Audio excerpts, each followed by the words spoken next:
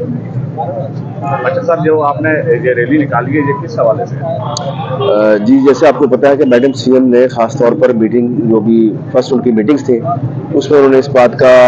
इरादा किया है और ज़रिए इंतज़ामिया के साथ, पुलिस के साथ कि हमने पतंगबाज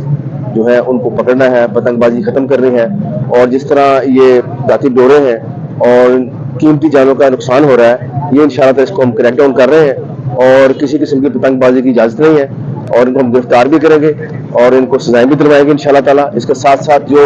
ये रगों में अंधेरा है, नारकोटिक्स है, इसको भी ख़त्म करने के लिए खास तौर पर हिदायत की गई है और इंशाअल्लाह ताला इसके ऊपर हमने क्रैकडाउन शुरू कर दिया हुआ है कि पूरे इसमें किसी भी किस्म के जो डेन्स हैं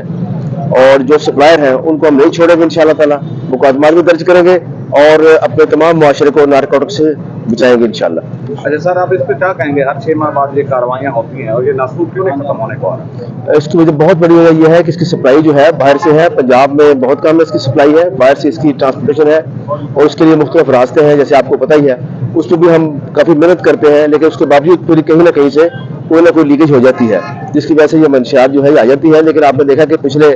तकरीबन 3 माह से बहुत ही ज़बरदस्त क्रैकडाउन हुए हैं, बंदे पकड़े हैं, पुलिस के साथ फायरिंग भी हुई है, हमारे पुलिस वाले भी जख्मी हुए हैं, वो भी जख्मी हुए हैं और इस तरह हमारी ये कोशिश जो है ये मुकम्मल होगी इंशाअल्लाह ताला और इसको हम इसको जो